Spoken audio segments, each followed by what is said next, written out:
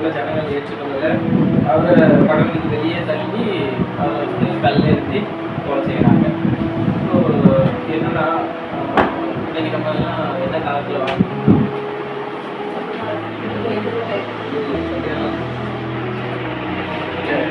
நிறைய பேர் அப்படி சொல்லி தான் கேள்விப்படுறேன் காலம். ஆனால் பார்த்தீங்கன்னா நான்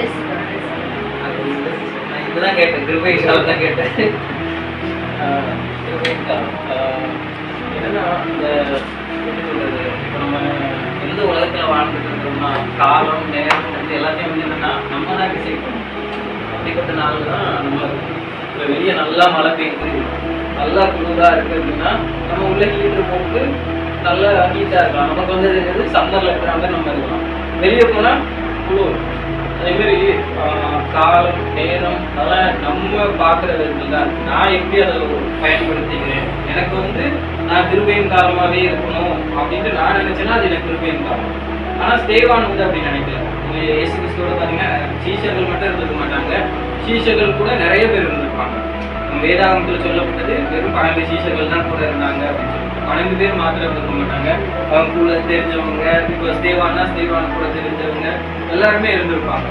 அப்படி இருக்கும்போது ஸ்தேவான் மட்டும் தைரியமா போய் ஒரு இடத்துல ஒரு பட்டணத்தில் சம்பந்தம் எப்படின்னா அவங்க யாருன்னு சொல்லப்பட்டிருக்காங்கன்னா வணங்கா கடத்துள்ளவர்கள். அவங்க வந்து எப்படின்னா அவங்க வந்து அவங்களுடைய பிதாக்களே எப்படின்னா தேவனுக்கு விரோதமானவங்க, தேவனை எதிர்த்தவங்க அப்படிதான். தேவனுக்கு விரோதமானவங்க, தீர்க்கதரிசிகளை கொலை செஞ்சவங்க, தீர்க்கதரிசிகளை துன்பப்படுத்தினவங்க. அந்த பட்டணத்துல அந்த நகரத்துக்குள்ள இவர் தைரியமா போய் ஆண்டவரை பற்றி சொல்றாரு. எப்படி சொல்றதுன்னா நார்மலா சொல்ல கண்டிக்கிறார். நீங்க செய்யறது தப்பு, நீங்க வந்து வணங்கா கடத்துள்ளவங்களா இருக்கிறீங்க, நீங்க வந்து என் இடத்துல திரும்பி வாங்க, தேவனிடத்துல திரும்பி வாங்க அப்படின்னு சொல்லிட்டு அவர் என்ன சொல்றாருன்னா கண்டிக்கிறார். அது வந்து தேவனை பற்றி தெரிஞ்ச சபையில இல்லை, ஒரு நகரத்துல போயிட்டு கண்டிக்கிறார். இப்போ அதே ஒரு சபையில போயிட்டு இதை சொல்லியிருந்தாரு அப்படின்னா, இல்ல அவர் வீட்டுல வச்சு சொல்லியிருந்தாருன்னா அதை எப்படி சொல்லலாம், அவர் ஒரு கிருபையின் காலம். அங்க வந்து அவருக்கு யாரும் கல்லடிக்க எந்த எதிர்ப்புமே வராது. அவர் போய் பட்டணத்துல போய் வெளியே போய் சொல்லும் போதுதான் நம்முடைய காலம் என்ன காலம்னு சொல்லிட்டு நமக்கு தெரியும். ஸோ இதே ஒரு நம்ம ஒரு 20 வருஷத்துக்கு முன்னாடினா நம்ம சொல்லலாம் நம்ம கிருபையின் காலம். இப்போ ஒரு ஞாயிற்றுக்கிழமை போகிறோம், ஒரு 20 வருஷத்துக்கு முன்னாடி நான் சொல்லுவேன், ஒரு ஞாயிற்றுக்கிழமை போகிறாங்க, ஒரு கிராமத்தில் போகிறாங்க, அந்த கிராமத்தில் கிறிஸ்தவர்கள் யாருமே இல்லை, அங்கே போய் நம்ம சுவிசேஷம் சொல்லலாம். சொல்லும் போது ஏற்றுக்கொண்டாங்க அங்கே உள்ள ஜனங்கள், அப்போ உள்ள ஜனங்கள் ஏற்றுக்கொண்டாங்க. அப்படிதான் நிறைய சபைகள் வந்து அந்த 20 வருஷத்துக்கு அந்த பீரியட்ல தான் 2020 அந்த பீரியட்ல தான் நிறைய சின்ன சின்ன சபைகள் வந்து உருவாங்க. ஆனா இப்போ நம்ம அப்படி போய் சொல்ல முடியுமா? ஒரு கிராமத்துல அங்க வந்து இயேசுவை ஏற்றுக்கொண்ட ஜனங்க யாருமே இல்லை. அப்படிப்பட்ட கிராமத்துல நம்ம போயிட்டு ஒரு நாள் ஒரு சண்டே நம்ம போயிட்டு ஆங்கிலேய சுவிசேஷத்துல சொல்ல முடியுமா? முடியாது. அங்க போயிட்டு நம்ம மீட்டிங் நடத்த முடியாது, அலோவ் பண்ண மாட்டாங்க. ஸோ அப்படிதான் நம்ம சபையிலேயே நம்ம ப்ரேயர் பண்ணிட்டு நம்ம ஜெபிச்சுட்டு இருக்கிறவங்களுக்கு அது வந்து இது வந்து கிருபையின் காலம். வெளியே போய் சொல்றவங்களுக்கு இது வந்து கிருபையின் காலம் கிடையாது.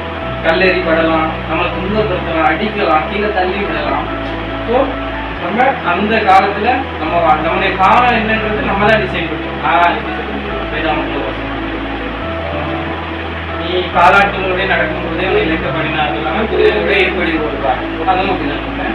என்னன்னா நம்ம வந்து மனுஷங்களோட நடக்கிறோம், நம்ம குதிரைகளோட இன்னும் ஓட ஆரம்பிக்கிறோம். ஆனா உலகம் குதிரையை விட வேகமா போயிட்டு இருக்கு. அவங்க போற வேகத்துக்கு நம்மளால போக முடியல, ஒளியே பிரேக் பண்ணி போறாங்க.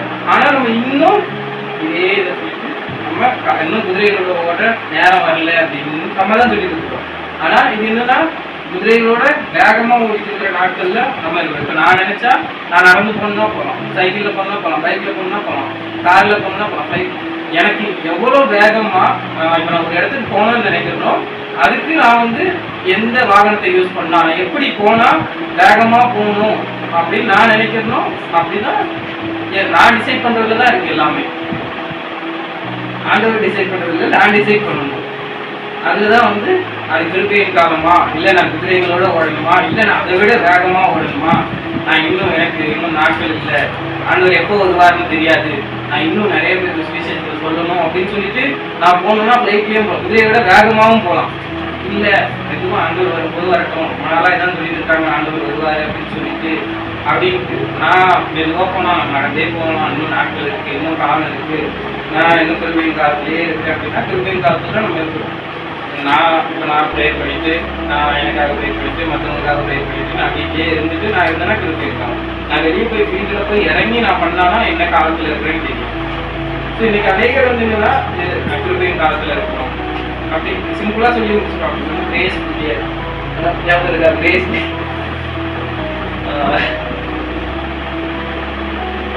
ஞாபகப்படுத்த அந்த கிரேஸ் பீரியட் கேள்விப்பட்ட வார்த்தை. ஸோ நம்ம அப்படி சொல்லிட்டு இருக்கோம். அதனால நம்ம டிசைட் பண்றது தான் இருக்கு, நம்ம எந்த காலத்துல நம்ம எப்படி இருக்கிறோம் அப்படின்னு நினைச்சு. தேவா நினைச்சிருந்தா இன்னும் கொஞ்சம் வருஷம், ஒரு 10-20 வருஷம் கூட ஒரு ஊழியம் செஞ்சிருக்கலாம்.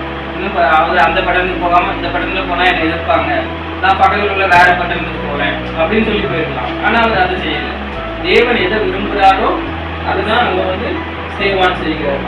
அந்த எதுக்கு ஸ்தேவானம் சொல்றேன்னா, ஸ்தேவானம் வந்து ஆண்டவர் சொல்றாரு, நீங்க தான் வந்து என்னுடைய சரீரம் தான் என்னுடைய ஆலயமா இருக்குது அப்படின்னு சொல்லி அந்த ஆலயத்தை ஸ்தேவான் வந்து தேவனுக்கு அதான் எந்த காலத்துல அதை செய்யணுமோ அதை கரெக்டா செஞ்சாரு.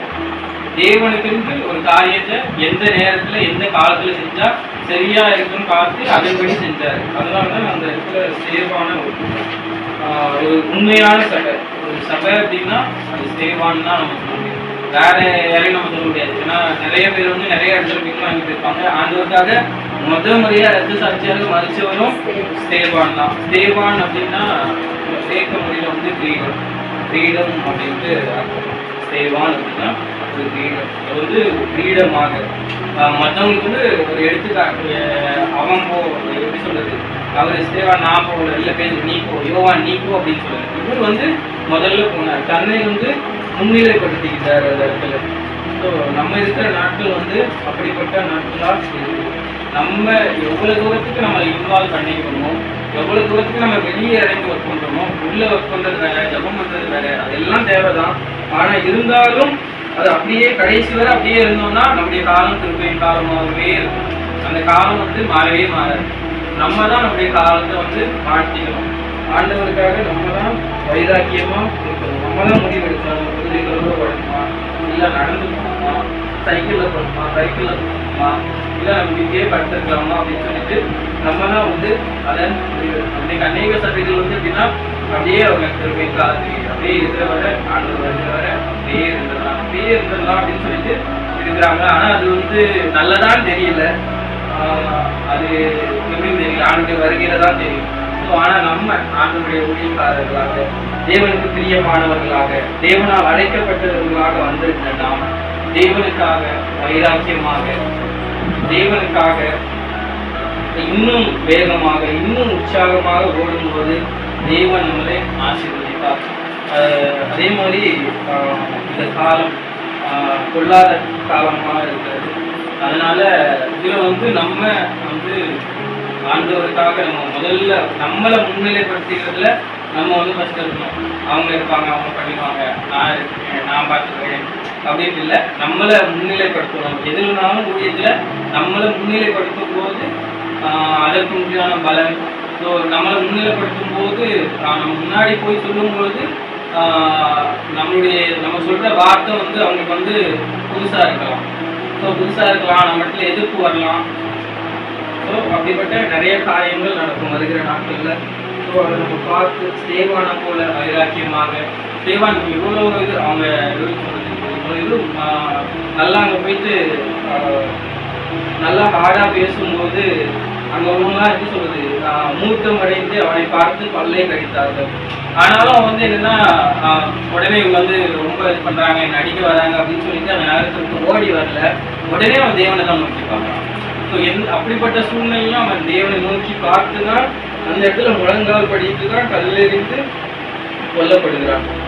ஸோ நம்ம போகிற ஊழியத்தில், நம்ம போகிற இடத்துல எதிர்ப்புகள் வரும்போது நம்ம மனுஷனை பார்க்கக்கூடாது, நம்ம கூட வரவங்களை பார்க்கக்கூடாது, தேவனை மட்டுமே நம்ம பார்க்க போகும்போது அது வந்து நமக்கு இன்னும் கொஞ்சம் தேவன் நமக்கு பலத்தையும் உற்சாகத்தையும் தைரியத்தையும் கொடுப்பார்.